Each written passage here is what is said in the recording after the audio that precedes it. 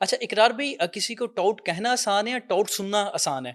کیونکہ پہلے تو ہم دیکھتے تھے آپ کی ٹویٹس میں آپ سب کو ٹاؤٹ ہی کہہ دیتے تھے، نہیں کبھی لیکن نہیں، اب آپ کو ٹاؤٹ بار ہرگز بار نہیں. سب کہہ رہے ہیں. میں نے کبھی بھی یہ روایت میں نے نہیں ڈالی. ہوں لیکن جب مجھے ٹاؤٹ کہا جاتا ہے ہوں تو پھر میں جواب میں بتاتا ہوں کہ پاکستان کی تاریخ میں سب سے بڑا ٹاؤٹ وہ تھا کہ ہوں جس نے وزیر اعظم کے طور پر اللہ نے اقتدار دیا تھا، اختیار دیا تھا، بیٹھ کر بالکل ایک قصیدہ خاں کی طرح، بالکل لٹرلی ایک ایسے شخص کی طرح جو درباری ہے، تو بدقسمتی سے وہ تعریفیں کرتے رہے، تعریفوں کے پل باندھتے رہے. جب مجھے کوئی کہتا ہے انہی کی جماعت کا بندہ یا انہی کا ہم خیال کہ آپ ٹاؤٹ ہیں، تو پھر میں کہتا ہوں جس نے کہا وہ ٹاؤٹ ہے اور یہ اس کی ویڈیوز ہیں. لیکن ان کا بڑا پن بھی ہے نا، بعد میں انہوں نے کہا کہ مجھ سے غلطی ہوئی اور میں معافی مانگتا ہوں، تو یہ کتنا بڑا پن ہے.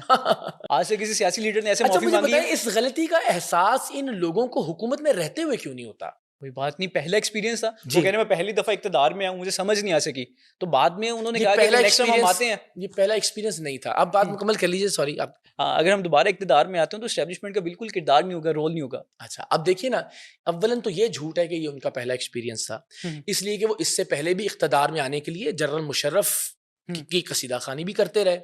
یعنی اس سے بڑی بات کیا ہوگی؟ ایک آدمی کو اسی وقت ریجیکٹ کر دینا چاہیے پوری قوم کو کہ جب وہ ایک ڈکٹیٹر، مارشل لا کا جس نے نفاذ کیا ہو، یعنی ایک ڈکٹیٹر جس نے ملک میں مارشل لا لگایا ہے، اس ڈکٹیٹر کو آپ 5 سال صدر رہنے کے لیے ووٹ دیتے ہیں ریفرینڈم کا. یہ پہلا موقع تو نہیں تھا. اس کا مطلب ہے آپ جرنیلوں سے بار بار گٹھ جوڑ کرنے کی کوشش کرتے رہے. آپ نے تب بھی کہا کہ میں جنرل مشرف سے توقع کرتا ہوں، یہ امید کرتا ہوں کہ شاید وہ ان نواز شریف اور زرداری کے خلاف کارروائی کرے گا. پھر آپ امپائر کی انگلی اٹھانے کے نام پر جنرل راحیل شریف سے بھی توقع وابستہ کیے ہوئے، اور پھر اتنا بڑا تاریخ کا جھوٹ بولا آپ نے کہ جب میں کہتا تھا کہ امپائر کی انگلی اٹھے گی دھرنے کے زمانے میں، تو میں کہتا تھا اللہ میاں، امپائر سے مراد میری اللہ میاں تھی. میں حیران ہوں ان لوگوں کو جو فالو کرتے ہیں خان صاحب کو اور اس غلطی کو تسلیم کرنے کے لیے تیار نہیں ہے. یعنی پورا پاکستان اور پوری پی ٹی آئی جانتی ہے کہ جب وہ کنٹینر پر کھڑے ہو کر کہتے تھے کہ بس امپائر کی انگلی اٹھنے والی ہے، تو سارا پاکستان یہ جانتا تھا کہ وہ جنرل راحیل شریف کی بات کر رہے ہیں. اور پھر انہوں نے کہا کہ نہیں میں تو اللہ میاں کی بات کرتا تھا. کہ یعنی کس قدر یہ عجیب و غریب صورتحال ہے، اور لوگ مان جاتے ہیں اس بات کو آنکھیں بند کر کے. تو وہاں سے لے کے جنرل باجوہ تک کا سفر، یہ بار بار غلطیاں ہوئیں. جی نہیں، وہ بار بار اسٹیبلشمنٹ کی طرف دیکھتے تھے، وہ بار بار اسٹیبلشمنٹ سے امیدیں اور توقعات وابستہ کرتے تھے.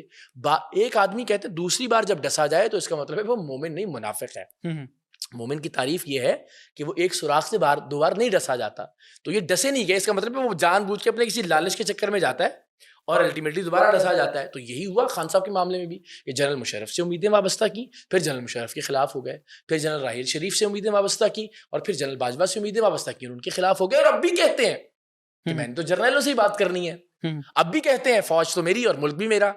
الٹیمیٹلی ایک رفتہ، خوش نہیں اس بات پہ؟ نہیں میں اس بات پر خوش ہوں، یہ ایک رفتہ نکالنے کی کوشش ہے، لیکن کہ کل کو جب کسی جرنیل سے بن جائے گی تو کہیں گے ہم تو ایک جرنیل کے خلاف تھے.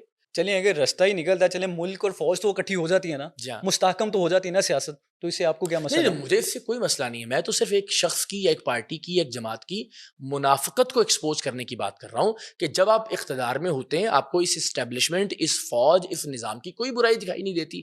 آپ اس نظام کا حصہ ہوتے ہیں، آپ اس عدالتی نظام کے بہاف پہ اس کا پارٹ بن کے، جس کو آج آپ گالیاں دیتے ہیں اور برا بھلا کہتے ہیں، دوسروں کو وکٹمائز کرتے ہیں. نواز شریف صاحب کے خلاف یہ ہوا، آج عمران خان صاحب کے خلاف یہ ہو رہا ہے. دونوں صورتوں میں قابل مذمت ہے.